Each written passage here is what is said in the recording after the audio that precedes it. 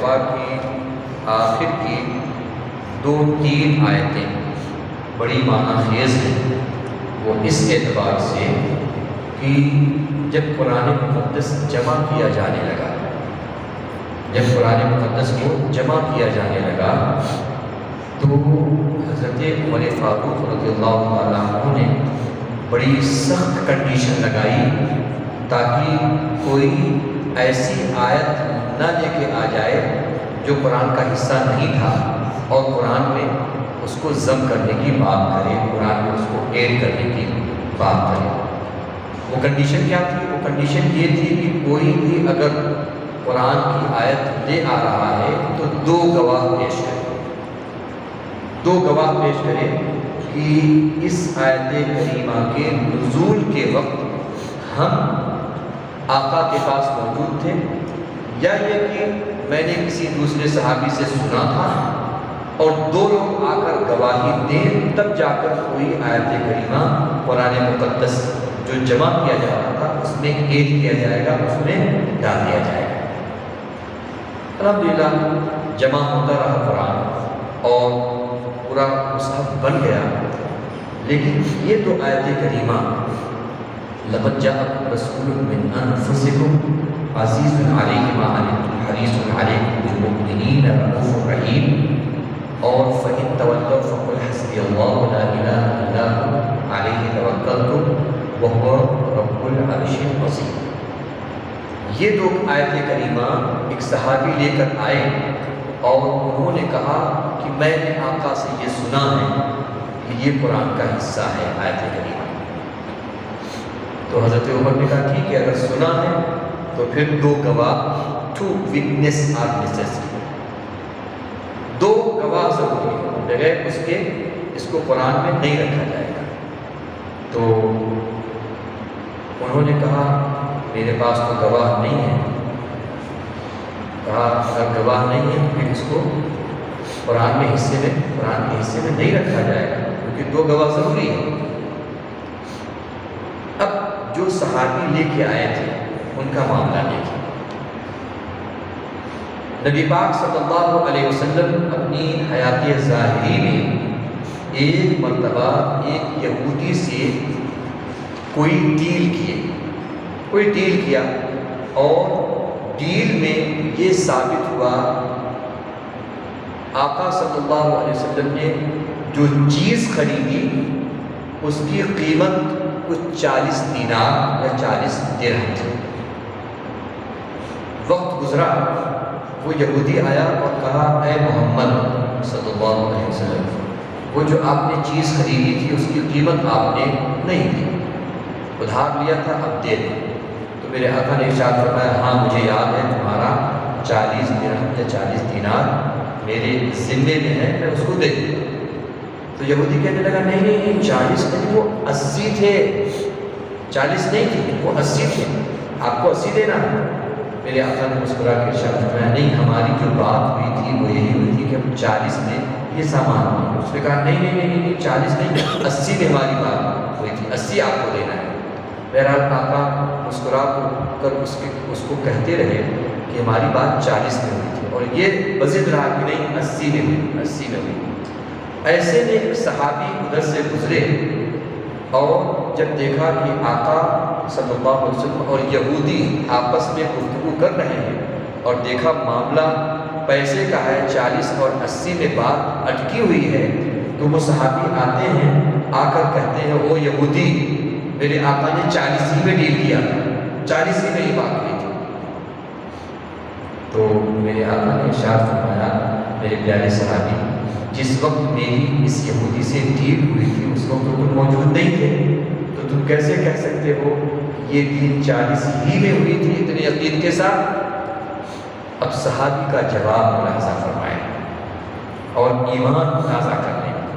صحابی کہتے ہیں یا رسول اللہ، آپ نے جنت کی خبریں دی، آپ نے جہنم کی خبریں دی، آپ نے دنیا کی خبریں دی، غیب کی خبریں دی، یا رسول اللہ آپ نے فرمایا فرشتے ہیں، ہم نے اس کو مان لیا، آپ نے کہا اللہ کی ذات ہے، ہم نے اس کو مان لیا۔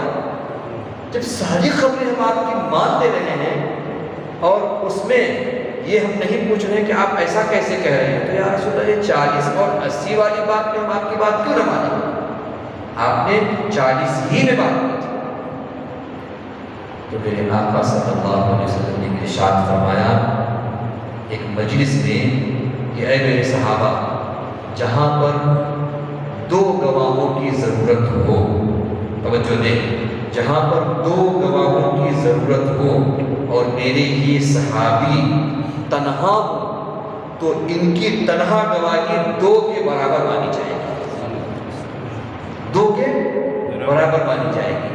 وہ واقعہ یاد رکھیں۔ اور پھر یہ قرآن مقدس کی یہی صحابی تھے جو یہ آیت کریمہ لے کر آئے اور حضرت عمر سے کہنے لگے یہ آیت کریمہ ہے جس کا میرے پاس کوئی گواہ نہیں ہے، ہاں اتنا گواہ میرے پاس ضرور ہے کہ میرے آقا نے ارشاد فرمایا تھا کہ اگر یہ صحابی کسی چیز کے لیے تنہا گواہی دیں تو 2 کے قائم مقام 2 کے برابر ان کی گواہی ہو جائے گی۔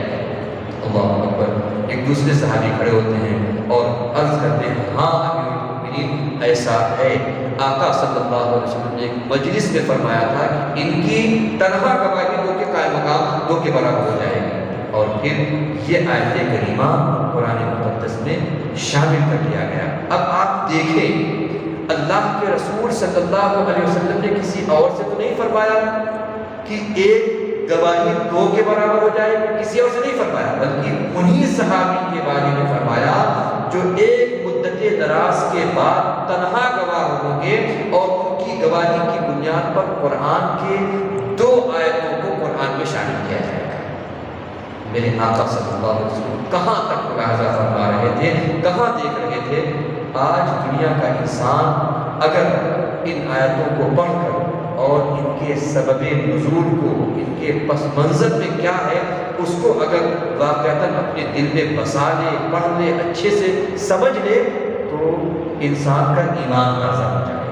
لیکن ہائے رے انسان، وہ صرف اور صرف اوپر سے آیت کریمہ پڑھ لیتا ہے اور پھر یہ کہتا نظر آتا ہے معاذ اللہ رب العالمین کہ نبی کو کیا خبر کہ کل کیا ہونے والا ہے، معاذ اللہ نبی کو کیا خبر کہ معاذ اللہ رب العالمین اس دیوار کے پیچھے کیا ہے۔ جبکہ میرے آقا نے نماز کی حالت میں کچھ صحابی آئے اور ذرا سا شور شرابہ ہوا نماز میں، میرے آقا صلی اللہ علیہ وسلم نے ارشاد فرمایا اے میرے صحابہ خبردار رہو، میں نبی جس طرح سے آگے دیکھتا ہوں اسی طرح سے پیچھے بھی دیکھتا ہوں۔ اور فرماتے ہیں واللہ لا یخفى علی رکوعکم ولا خشوعکم، جو تم رکوع کرتے ہو نا وہ رکوع بھی مجھ سے ہائٹ نہیں ہے، پوشیدہ نہیں ہے، وہ تمہارے دل کی جو کیفیت ہے، خشوع کہتے ہیں نا کیفیت کو، دل کے اندر کیا چل رہا ہے۔ آقا فرماتے ہیں اس کے بارے میں بھی یہ مت سوچو کہ میں نہیں جانتا، تمہارے دل میں کیا چل رہا ہے وہ بھی میں جانتا ہوں۔ یہ تو میرے آقا کی حدیث ہے۔ اب جو ماننے والے ہیں وہ ان آیات بینات اور ان احادیث طیبہ کو سن کر اپنے ایمان کو تازہ کرتے ہیں، اور جو نہیں ماننے والے ہیں اللہ رب العزت نے دراصل ان کے سینوں پر، ان کے دلوں پر مہر لگا دی ہے، جس کی بنیاد پر اس طرح کی آیتیں ان کے حلق سے نیچے نہیں اترتی۔ اللہ رب العزت سب کو ہدایت نصیب فرمائے۔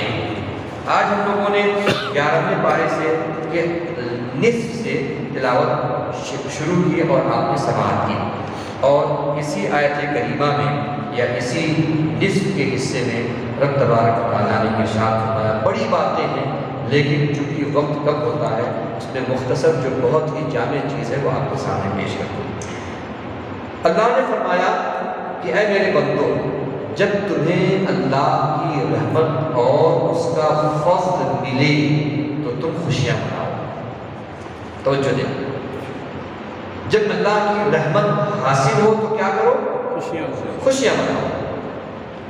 جب اللہ کی رحمت حاصل ہو تو خوشیاں مناؤ۔ اور دوسری آیت کریمہ میں ارشاد ہوا وَمَا أَرْسَلْنَاكَ إِلَّا رَحْمَةً لِلْعَالَمِينَ، ہم نے آپ کو رحمت بنا کر بھیجا۔ ایک آیت کریمہ فرمایا کہ جب رحمت ملے خوشیاں مناؤ، دوسرے میں فرمایا گیا محبوب آپ کو رحمت بنایا گیا۔ تو اب اب بتاؤ جب رسول ہم کو ملے، رسول کی ولادت کا وقت آئے، تو کیا یہ قرآن کی آیت سے ثابت نہیں ہوتا ہے کہ ہم مسلمان خوشیاں منائیں؟ بے شک ضرور قرآن مقدس یہ ثابت ہوتا ہے، لیکن یہ ایمان والے ہی سمجھ سکتے ہیں، جو بے ایمان ہیں ان کو یہ آیتیں ہضم نہیں ہوتی ہیں۔ اللہ تبارک و تعالیٰ ان کو بھی ہدایت نصیب فرمائے۔ آگے چل کے رب تبارک و تعالیٰ نے اسی بارے میں ارشاد فرمایا، اللہ کے جو ولی ہوتے ہیں، الا ان اولیاء اللہ لا خوف علیہم ولا هم يحزنون، جو اللہ کے ولی ہوتے ہیں ان کو کوئی خوف، کوئی غم، کوئی ڈر نہیں رہتا۔ جب ولی کو ڈر نہیں رہتا تو پھر نبی کو کیسے ڈر رہے گا؟ جب نبی کا اتنا بڑا مرتبہ ہے کہ اللہ رب العزت ان کو اپنا دوست بنائے ہوئے ہے اور ان کو بہت ساری چیزوں کی خبریں دیتا ہے، تو پھر نبی کا کیا عالم ہوگا، اور پھر سید الانبیاء کا کیا عالم ہوگا، ہمارے آقا کا کیا عالم ہوگا؟ یہ تو اپنے اپنے نصیب کی چیز ہے۔ کوئی قرآن مقدس کی ایک آیت سن کر پڑھ کر ایمان لے آتا ہے، اور کوئی قرآن پڑھ جاتا ہے اور ایمان اس کو نصیب نہیں ہوتا۔ اللہ رب العزت انہیں بھی ایمان کی حلاوت نصیب فرمائے۔ اس کے بعد فرعون کا تذکرہ ہوا۔ فرعون جس کو میں نے آپ کو پہلے بھی بتایا تھا کہ اللہ رب العزت نے اس کو پوری کائنات، پوری دنیا کے لیے ایک طرح کی عبرت بنا دیا۔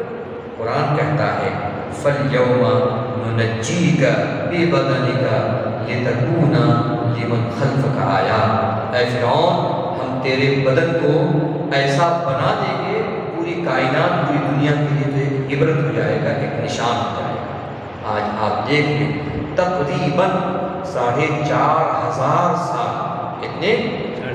تقریباً 4,500 سال کا عرصہ گزر گیا ہے۔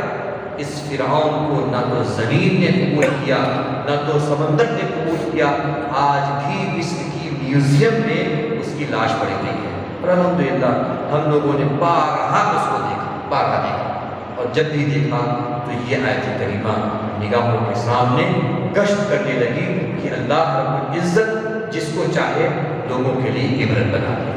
وہ بھی سن لیں، حضرت جبریل امین ایک مرتبہ انسان کی شکل میں فرعون کے پاس آئے اور کہا کہ حضور آپ سے ایک استفتاء کرنا ہے، ایک مسئلہ پوچھنا ہے۔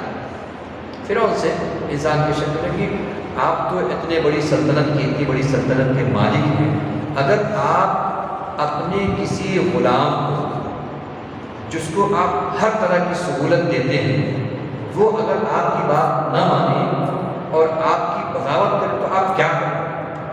تو فرعون نے کہا کہ ایسے شخص کو میں سمندر میں ڈبو دوں گا، اس کی سزا یہی ہے۔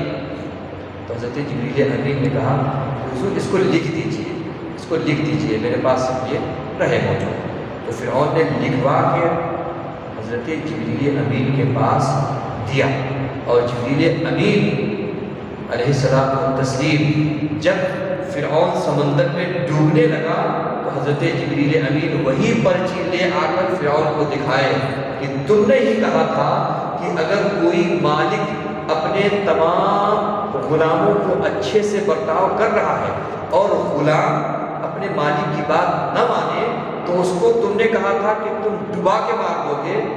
تمہارے اسی قانون پر چلتے ہوئے رب تبارک و تعالیٰ دیکھو تم کو بھی اسی قانون کے تحت ڈبا کے مارنا ہے، کیونکہ تم نے کہا تھا کہ ایسے بندے کو، ایسے غلام کو، ایسے خادم کو میں ڈبوؤں گا، یہ تمہاری تحریر ہے۔ دیکھو جبکہ ڈوبتے ڈوبتے فرعون نے کہا تھا آمنتو برب ہارون و موسیٰ، یہ سب پورا ماجرا دیکھ لیا تو اس نے بھی کہا کہ نارمل چیز نہیں ہے، ہم تو حضرت ہارون اور حضرت موسیٰ کے رب پر ایمان لے آئے، لیکن جس وقت موت کی بالکل گھڑی ہو اس وقت کا ایمان معتبر نہیں ہوتا، کیونکہ فرشتے سامنے ہوتے ہیں، سب کچھ دکھنے لگتا ہے، اس وقت کوئی کہے کہ اب ایمان لے آئے، نہیں، یہ ایمان بالشہادت بالغیب نہیں ہے، غیب پر ایمان ہی نہیں ہے، اب تو سارا کچھ معاملہ سامنے ہو گیا۔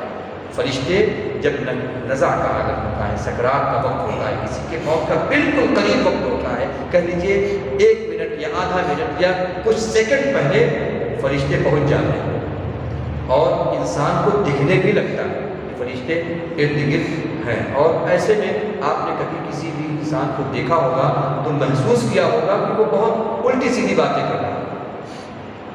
اتنے لوگ کیوں آ گئے ہیں، یہ اتنے لوگ کیوں اتنے کھڑے ہیں؟ حالانکہ رہتا کوئی نہیں ہے، 1 2 لوگ یا 4 لوگ گھر کے ہوتے ہیں، لیکن جو مرنے والا ہوتا ہے وہ کہہ رہا ہے اتنے لوگ کیوں یہاں پر کھڑے ہیں؟ کیوں؟ اس لیے کہ وہ دیکھ رہا ہوتا ہے کہ فرشتے آ گئے۔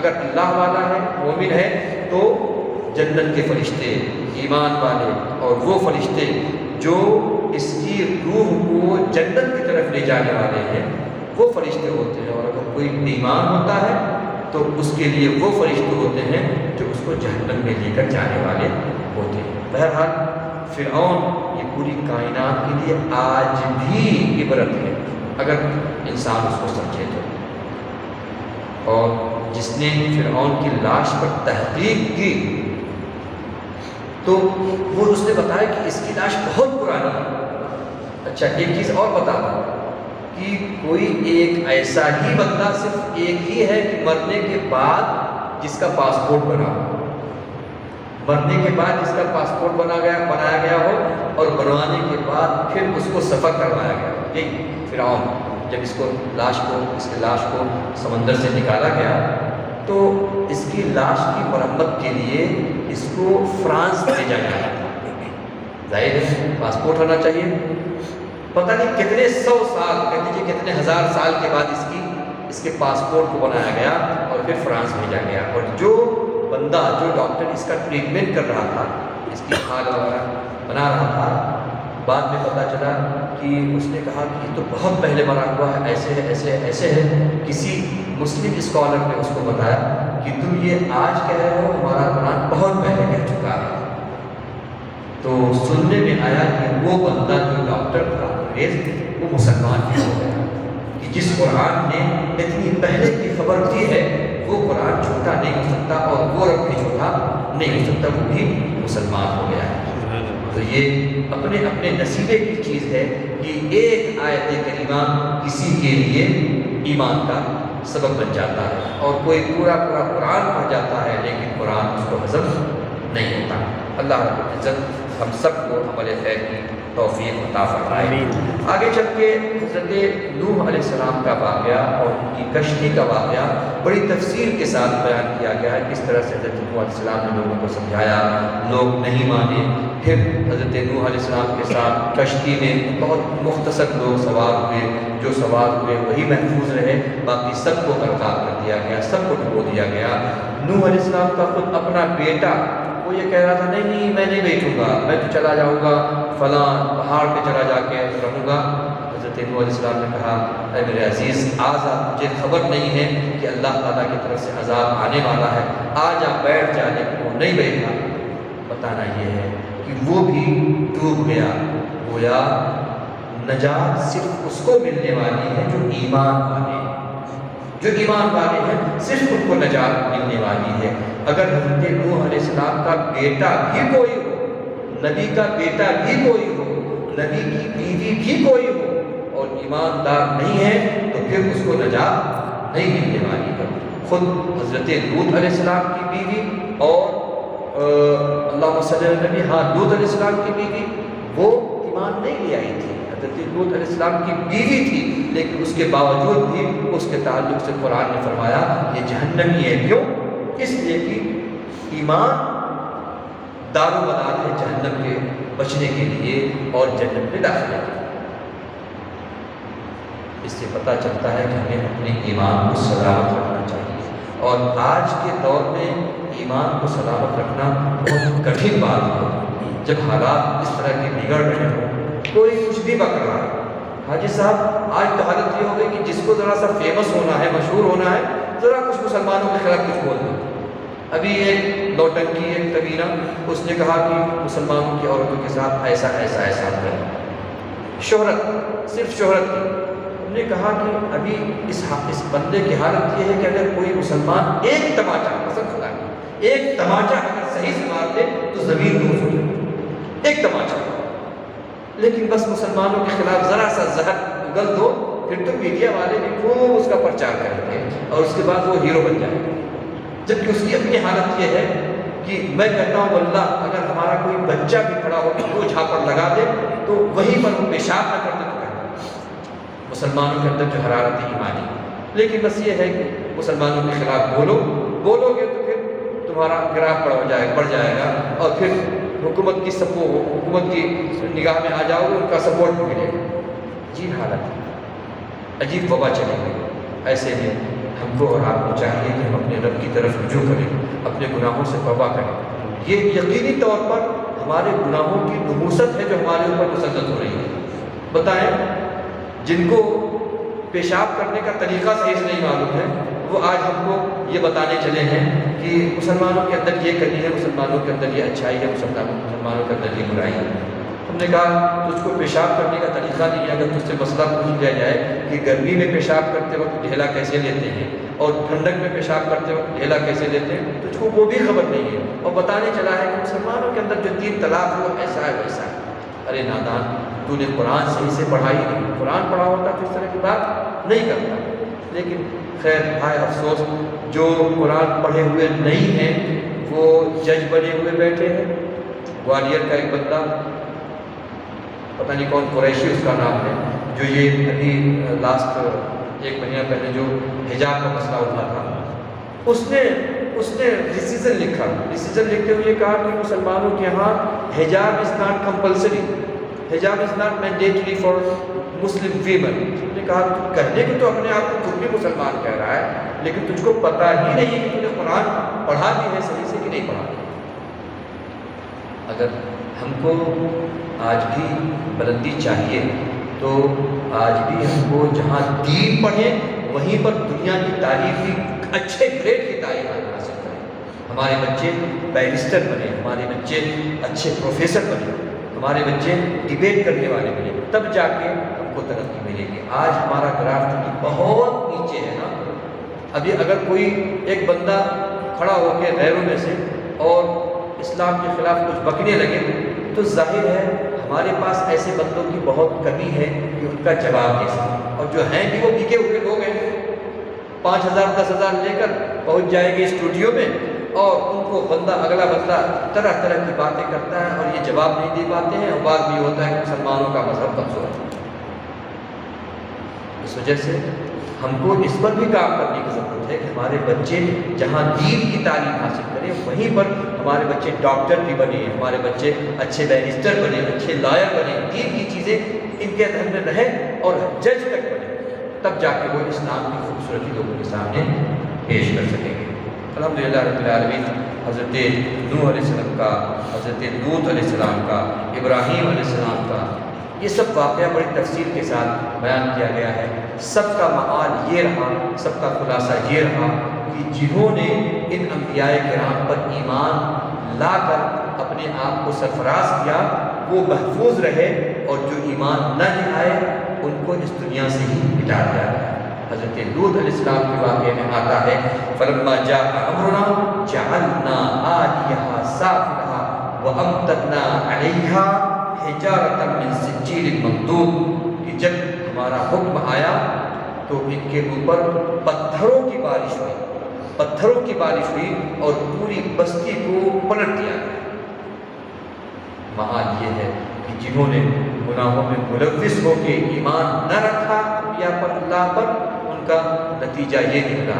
لیکن آج اگر ہم محفوظ ہیں، جب یہ سارے کے سارے گناہ ہماری قوم کے اندر موجود ہیں، اگر آج ہمارے اوپر عذاب نہیں آ رہا ہے تو قسم خدا کی یہ صدقہ ہے آمنہ کے لال کا، یہ صدقہ ہے ہمارے آقا کا، کہ ہمارے آقا اس قوم کے اندر تشریف فرما ہے، ورنہ اس قوم کے اندر کون سی ایسی برائی ہے جو نہیں ہے؟ آپ دیکھیں کون سی ایسی برائی ہے جو تمام برائیاں تمام انبیاء کی قوموں کے اندر تھی، وہ ساری برائیاں آج ہماری قوم کے اندر ہیں، لیکن اس کے باوجود بھی بالکلیہ عذاب آ کر ہم کو ختم نہیں کیا جا رہا ہے۔ وجہ صرف اور صرف یہ ہے کہ آمنہ کے لال کی امت ہے، اور آمنہ کے لال کی امت کو قیامت تک اللہ رب العزت زندگی عطا فرمایا ہے۔ یہ میرے آقا کا صدقہ ہے۔ تو ایسے نبی پر کیا ہم اپنی جانوں کا نذرانہ نہیں پیش کریں گے؟ ایسے نبی پر کیا ہم اپنی محبت نہ نچھاور کریں گے؟ یہ وہی نبی ہیں جن کے تعلق سے خود قرآن کہتا ہے کہ اگر تم کو ذرا تکلیف ہو، کانٹا چبھے تم کو، تو تم کو جو تکلیف ہوتی ہے اس تکلیف کو تمہارے نبی بھی محسوس کرتے ہیں۔ ہمیں کانٹا چبھ رہا ہے، میرے آقا اس کو محسوس کر رہے ہیں، اور ہم اس نبی کے تعلق سے نمازیں چھوڑے جا رہے ہیں، روزے چھوڑے جا رہے ہیں، نبی کہہ رہے ہیں آنکھوں کی ٹھنڈک نماز میں ہے، لیکن ہم اس کو کما حق ادا نہیں کر رہے ہیں۔ اللہ رب العزت کی بارگاہ دعا ہے اللہ رب العزت ہم کو، آپ کو، سب کو عمل خیر کی توفیق عطا فرمائے۔ انشاءاللہ سورہ یوسف میں جو بیان ہے وہ تھوڑا تفصیل کا متقاضی ہے۔ میں نے یہ سوچا ہے کہ کل انشاءاللہ پوری سورہ یوسف کا خلاصہ آپ کے سامنے رکھنے کی کوشش کریں گے، کیونکہ آج سورہ یوسف کا کچھ حصہ پڑھا گیا ہے اور بقیہ حصہ کل پڑھا جائے گا، تو انشاءاللہ پورے سورہ یوسف کو انشاءاللہ کل ہم پڑھیں گے اور دیکھیں گے آپ کو واقعتاً آپ کا ایمان تازہ ہوگا کہ یوسف علیہ السلام کو کس طرح سے آزمائشوں میں ڈالا گیا اور پھر اللہ رب العزت نے ان کو کس قدر بلندی اور عروج عطا فرمایا۔ صرف اور صرف اس کا اگر چاہیں تو آپ بہت سارے دروس اور بہت سارے لیسن اس پوری سورت سے نکال سکتے ہیں، لیکن جو سب سے بڑا درس ہے وہ یہ ہے کہ جو اللہ پر بھروسہ کرتا ہے اللہ اس کو کبھی ناکارہ نہیں چھوڑتا، اللہ اس کو کبھی بھی ناکام نہیں چھوڑتا۔ اللہ پر حضرت یوسف علیہ السلام کا کبھی ایمان بھروسہ تھا تو اللہ رب العزت نے ان کو عام زندگی سے نکال کر مصر کی بادشاہت تک عطا فرمایا۔ انشاءاللہ کل ہم لوگ اس کو پڑھیں گے۔ اللہ کی بارگاہ میں دعا ہے اللہ رب العزت ہم کو، آپ کو، سب کو قرآن مقدس کی تعلیمات پر عمل کرنے کی توفیق عطا فرمائے۔